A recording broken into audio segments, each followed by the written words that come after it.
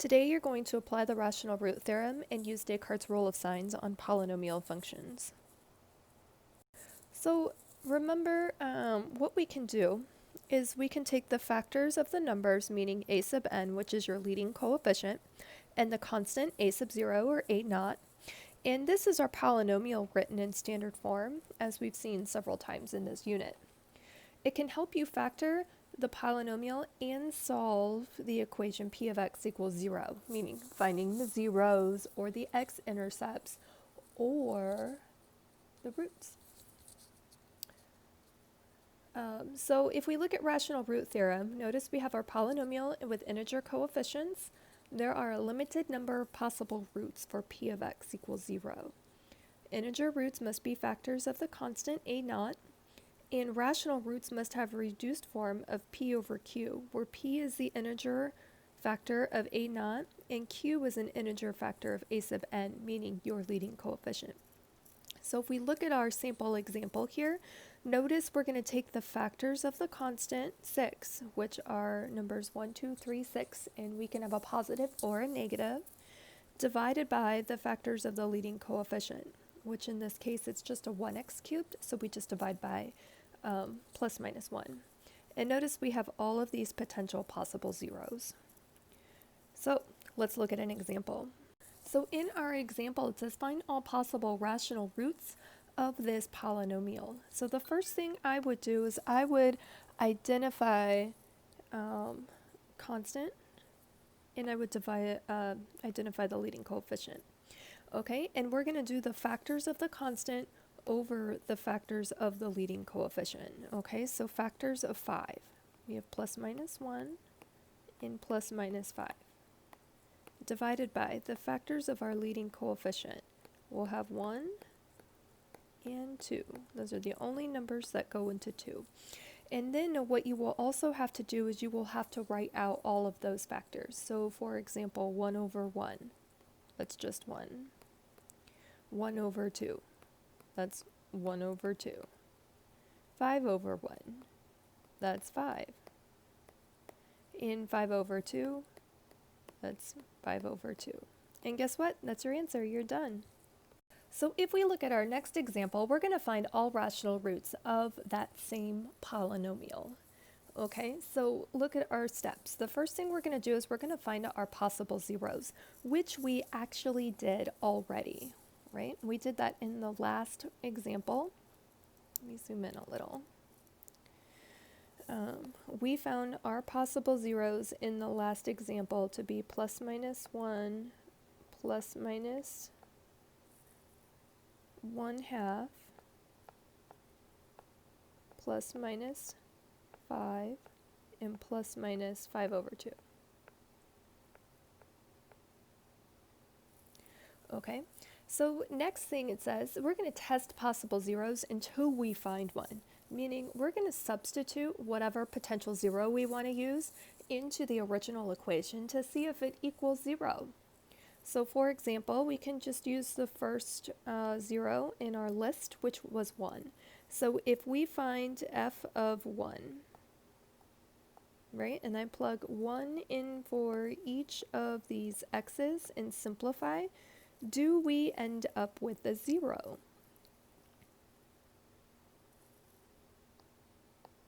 Well, no, it actually ends up being 8. Okay, so let's flip the switch. Let's try negative 1. If we plug f of negative 1 in for the function,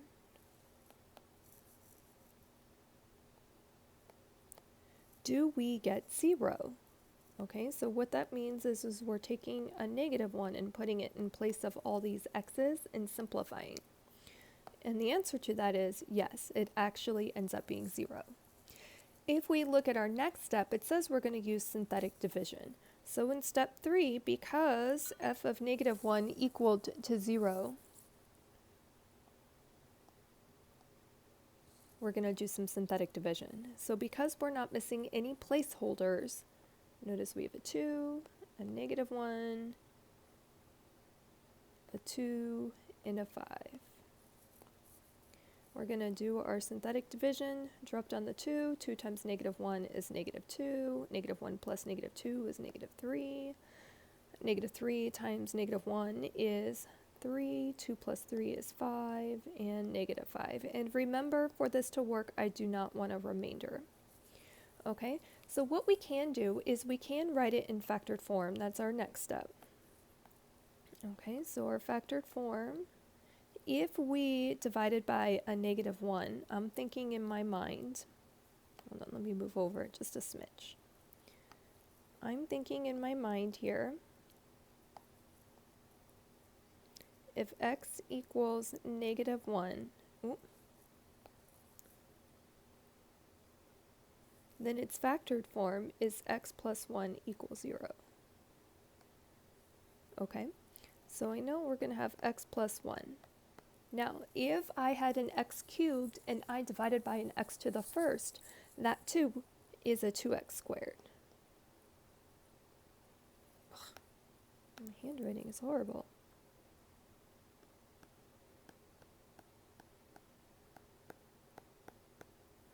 Okay, now there's a couple different things you can do. You can either try to factor that resulting trinomial, you can try other zeros, you can try quadratic formula. And remember, we want to do that for this resulting trinomial. So it's really up to you if you want to try and factor it. If I do 2 times 5, that is factors of 10, and then factors of 10 that give us negative 3, but the signs are the same, do not exist. So let's try for step 5 to do some quadratic formula. Okay, so let's see, our discriminant, negative 3 squared minus 4 times 2 times 5. Okay, so that gives us 9 minus 40, which is negative 31. And then when we do quad formula, x equals 3 plus minus I square root of 31, because it's a negative 31, all over 2 times 2, which is 4. Okay, so that means our zeros, so our final answer, we have this guy, negative 1, and we have 3 plus or minus I square root 31 over 4. Now, here's our mental check. Remember, we had a degree of 3, which means we should have 3 answers. Do we have 3 answers? Yes, we do. So we circle it, and we done. I want you to take a minute or two and try the example you tried.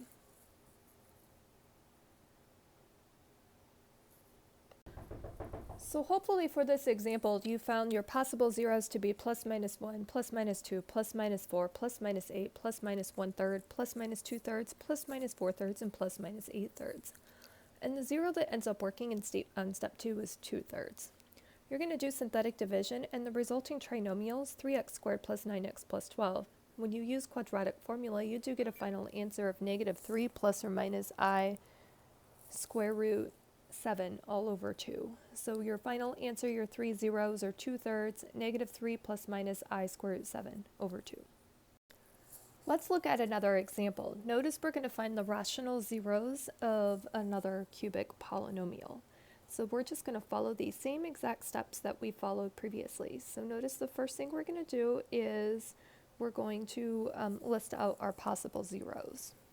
Okay, so our possible zeros,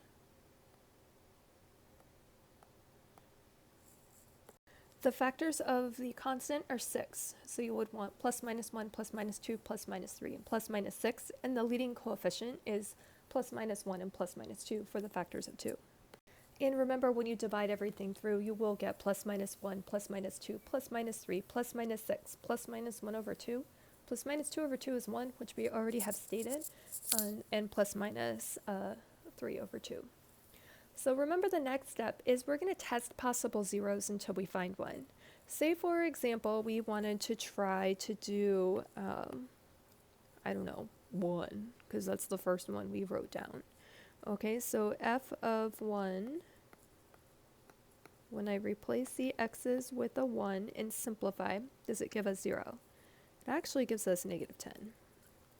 So let's try a different one. Let's try f of 2. If we plug 2 in for all the x's and simplify, do we get 0? In this case, we actually do. Okay, so remember the next step, we are going to use synthetic division with that true statement. So we're going to put 2 in the box. Notice we are not missing any placeholders. So we're going to drop those coefficients down and do our synthetic division.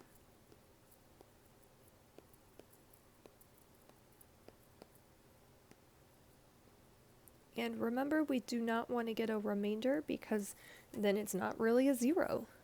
Okay, so notice we're going to write it in factored form in the next step. So our factored form, if I have 2 in the box, then that means its factored form is x minus 2. And if I take a 2x cubed and divide by an x to the first, that new 2 is a 2x squared, plus 5x, and then plus 3, and that equals 0. Okay, so now we can either do quad formula or we can do synthetic division again. It doesn't matter. If we were to try another number from our list of zeros, we tried 1. Let's try -1 and see what happens. F of -1. If we replace all the x's with a -1 and simplify, do we get 0? We actually do. So what we can do is we can do a -1, and then we're going to drop down our reduced coefficients. Don't do the previous ones again. 2 times -1 is -2, that's 3, and -3, and Yahtzee! Look at that, we got another 0, which is what we actually want. So for our factored form, do not forget that x minus 2. Remember, if I have a -1 in the box, that factors to x plus 1. And this time, if I took a squared and divide by an x to the first, that new 2 is a 2x to the first. Okay, so now if we look at our polynomial, it is in factored form, and all we have left to do is to list those zeros.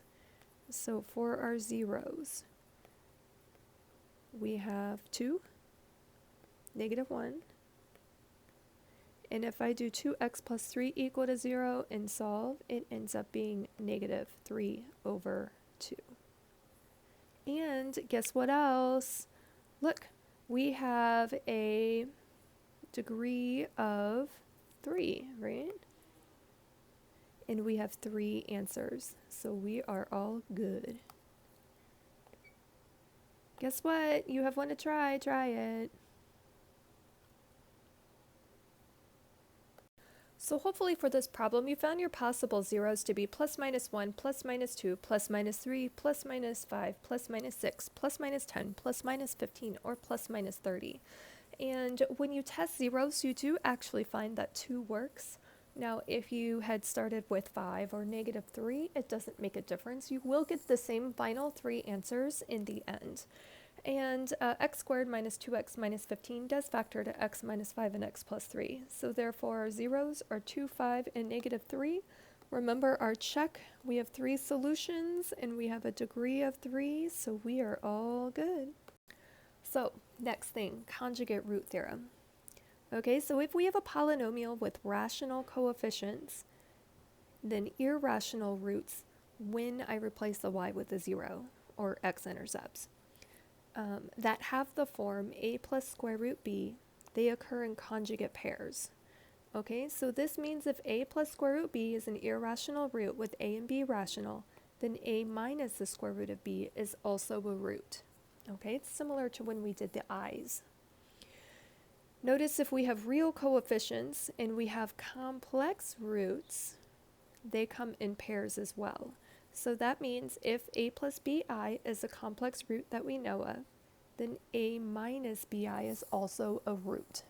Okay, so if I have i's and radicals as zeros, they always come in pairs. Okay, so let's look at our next type of problem. Notice we're going to write a polynomial function with rational coefficients so that p of x equals 0 has the given roots. So notice we have -4 and 2i. Okay, so first step, what we are going to do is I'm going to write it out as x equals -4, x equals 2i, and if 2i is a complex solution, then its conjugate, -2i, is also a solution, okay? Right? We have not seen any polynomials that have i's in their final form. So if I have a solution with an I, it has a complex solution as well. Okay, so the next thing I would do is I would write that into factored form. Okay, so factored form would be like x plus 4 equals 0, x minus 2i equals 0, and x plus 2i equals 0. Okay, so once we get that in form, we're going to drop those zeros and we're going to start distributing. So x plus 4 times x minus 2i times x plus 2i. Okay, and I would probably multiply the i's first. Right, so we're going to do some distributing. We'll have x squared plus 2ix minus 2ix minus 4i squared. Okay, so what do we notice happens here? Well, hopefully you recognize that the i's do cancel out.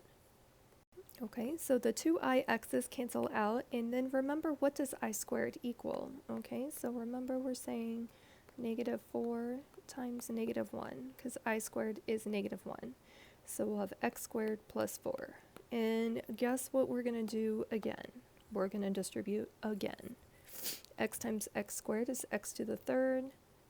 X times 4 is 4x. 4 times x squared is 4x squared. And 4 times 4 is 16. All that's left for us to do is to write it in standard form. So we'll put a p of x in the front because it says to write a polynomial function. And we'll have x cubed plus 4x squared plus 4x plus 16. And it's written in standard form, so we're all good. I want you to take a few minutes and try the example you tried.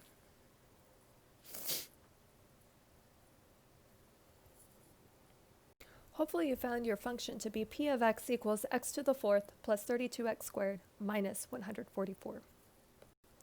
And we're going to do some more. So notice in our next example, we're going to write a polynomial function with rational coefficients so that p of x equals 0 has the following roots. Okay, so if we know that we have x equals 4 and x equals 3 plus 4i, okay, that means that x also equals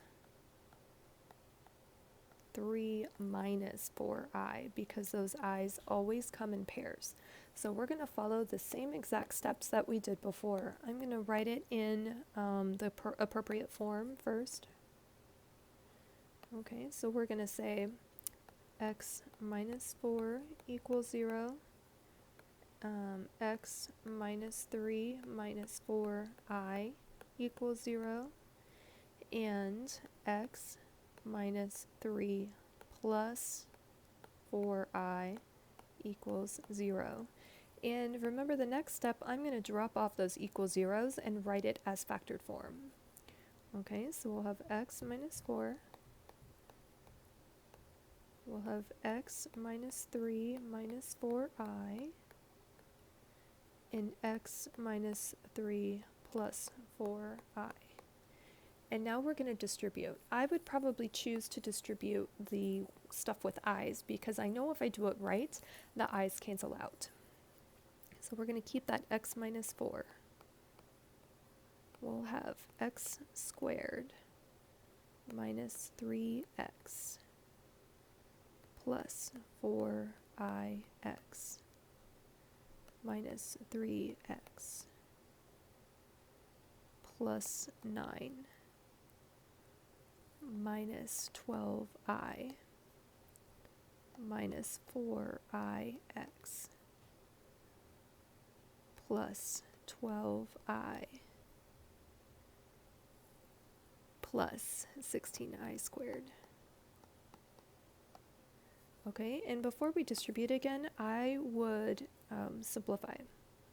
So we know we'll have x minus 4 for sure, and we'll have an x squared, and sometimes it helps me if I lightly cancel out the ones I've already reduced down. If we take our x's and add together, we do have negative 6x. That's a 2.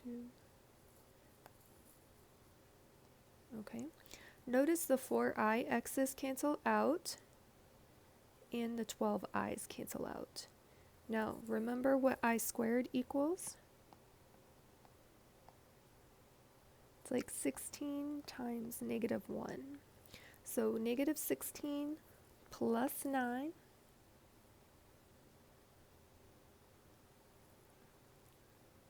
oh snappy, I have a boo-boo, no one caught it. It's a negative, right? Because a negative times a positive is a negative. So 9 plus 16, because that 16 is negative, is 25. Now we are ready to distribute again. Okay, so x to the 4th times x squared is x cubed minus 6x squared plus 25x minus 4x squared plus 24x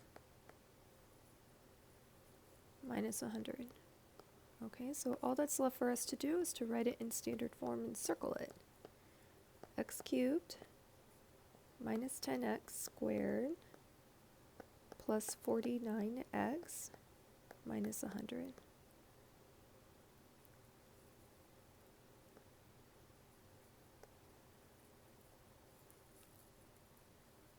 And that's it. Okay, so if we look at the next problem, notice we're going to also write a polynomial function with rational coefficients so that p of x equals 0 has the given roots. So if we have x equals negative 2 and x equals 1 minus the square root 5, remember those radicals always come in pairs. So we're also going to have x equals 1 plus square root 5 be a 0. And I'm going to actually work this off over here to the side. Okay. Now, remember we're going to follow those same exact steps we just did up above. So we know we are going to have x plus 2 equals 0. We will have x minus 1 plus square root 5 equals 0. And we will have x minus 1 minus square root 5 equals 0. Remember, we're going to drop off those equal zeros and we're going to write it in factored form. So x plus 2 times x minus 1 plus the square root of 5 times x minus 1 minus the square root of 5. And I would distribute the radical 5's because we know they come in conjugate pairs. The radicals should cancel out. So let's see what happens. So we know we'll have the x plus 2 for sure. And when we distribute, we'll have x squared minus x square root 5 minus x plus 1 plus the square root of 5. Ugh, that's annoying. Okay, plus x square root 5 minus square root 5. And then square root 5 times negative square root 5 is negative 5. Okay, and just like we did before in the previous step, I would clean it up. X plus 2. X squared. Let's see. Negative x and negative x is negative 2x. Notice what happens to the x square root 5's. They do cancel out. And also the square root 5's cancel out. And 1 minus 5 is negative 4.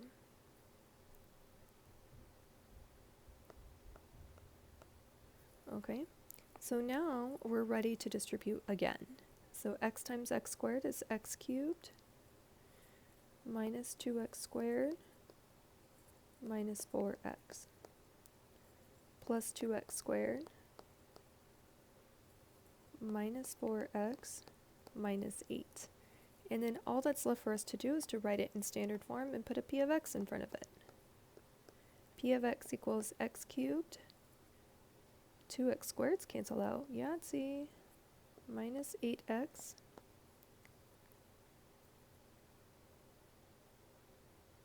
minus 8. And that's it. I want you to try the example you tried. See if you can do it. And hopefully you found p of x to equal x to the fourth minus x squared minus 2. So the last thing we'll discuss is this Descartes' rule of sign. Okay, so what we are going to do is we're going to let p of x be a polynomial with real coefficients written in standard form. I know the number of positive roots of p of x equals 0 is either equal to the number of sign changes between consecutive terms or less than that by an even number. Okay, so and something similar for negative roots of p of x equals 0 is either equal to the number of sign changes between consecutive coefficients p of negative x or that of an even number. Okay, so and also notice count multiple roots according to their multiplicity as well. Okay, so we use Descartes' rule of signs to aid us in curve sketching. Okay, it can tell us potentially how many positive and negative zeros we will have when we are sketching a polynomial. Okay, so let's do an example. It says, what does Descartes' rule of signs tell you about the real roots of x cubed minus x squared plus 1 equals 0? Let's zoom in a little and look. So the first thing I would do is I would see how many sign changes there are between terms. And you'll notice we have a positive to a negative, and then we have a negative to a positive. Okay? So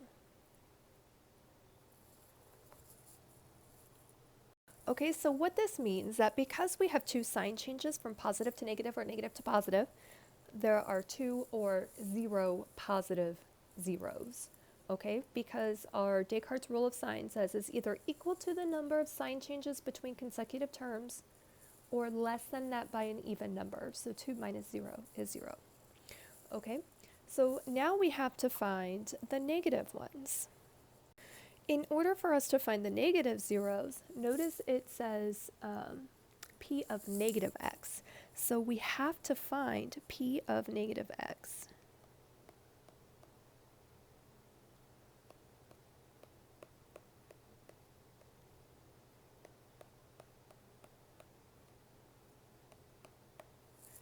Okay, and be very cautious. We know when we cube a negative, that ends up being negative x cubed. When you square a negative, that becomes positive, but a positive times a negative is still a negative. Oops. Okay, so now let's look at the number of sign changes. Notice we only have one from negative to positive. Okay, so what this means, because there is one sign change from negative to positive, there is only one negative root. Okay, and that's all you have to do for Descartes' rule of signs. Okay, whoa, that is weird. So, I want you to try the example you try. So hopefully with this one you found 3 sign changes, so there are 3 or 1 positive roots or zeros, and when you find f of negative x you have 0 sign changes, so therefore there are no negative roots. Yay, it's practice time! The end.